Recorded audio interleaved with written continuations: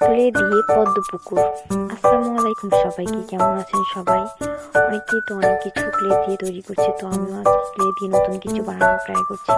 তো আমি আজকে ক্লে দিয়ে বানাবো পদ্ম পুকুর। তো প্রথমে আমার কি কি লাগবে সেগুলো এখানে দেখিয়ে দিচ্ছি। পদ্ম পুকুর বানানোর জন্য আমি কয়েক রঙের ক্লে এবং একটি কার্ডবোর্ড নিয়ে নিয়েছি। প্রথমে নীল রঙের ক্লে দিয়ে আমি কার্ডবোর্ডটিকে ঢেকে নিচ্ছি। এবার কালো রঙের ক্লে দিয়ে গোল শেপে পাথর তৈরি করে নিচ্ছি এবং একটি একটি করে পাথর আমি কার্ডবোর্ডটির চারপাশে বসিয়ে দিচ্ছি। আপনারা ভিডিওতে খেয়াল করলে বুঝতে পারবেন আমি কিভাবে প্রসেসটি কমপ্লিট করেছি। তো আমার পাথরগুলো বসানো কমপ্লিট। এবার আমি সাদা রঙের একটু ক্লে দিয়ে পেঙ্গুইন টাইপের কিছু একটা বানাবো।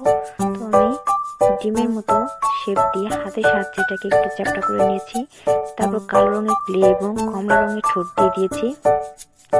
আপনারা একটু ভালো মতো লক্ষ্য করলে কিন্তু বুঝতে পারবেন। এরপর আমি দুটো হাত দিয়ে দিয়েছি। এবার আমি মাথার উপর একটি ব্যাঙ এড করবো। তো ব্যাঙের জন্য আমি সবুজ রঙের ক্লে দিয়ে তৈরি করছি। আসলে কি এটা ব্যাঙ হয়েছে কিনা আমি বুঝতে পারছি না, তো আমি আমার মতো চেষ্টা করেছি। এবার আমি পদ্ম ফুলের যে বোটা হয় সেটা তৈরি করছি। সবুজ রঙের ক্লে নিয়ে আমি এটাকে একটা টুথপিক দিয়ে ফুটো করে নিচ্ছি। এবার পদ্মর পাপড়িগুলো বানাবো। তার ভিডিওতে দেখলে বুঝতে পারবেন আমি কিভাবে পদ্ম পাপড়িগুলো বানিয়েছি। এবার বোটার সাথে এগুলোকে অ্যাড করে দিচ্ছি। তো এই তো আমার পদ্ম বানানো কমপ্লিট। এবার আমি এটাকে পেছনে পেঙ্গুইনের পেছনে সুন্দর করে বসিয়ে দিয়েছি।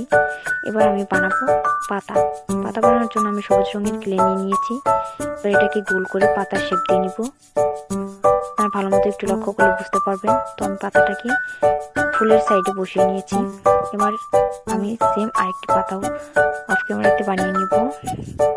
এবার এখানে আমি একটি কলি বানানোর জন্য পিঙ্ক কালারের ক্লে নিয়ে নিয়েছি এবং ব্রাশের সাহায্যে একটু ব্রাশ দিয়ে নিচ্ছি এবং ক্লের সাথে যে কাঠিগুলো থাকে এটা দিয়ে একটু কেটে নিচ্ছি যেন এটাকে একটু রিয়েলিস্টিক লাগে।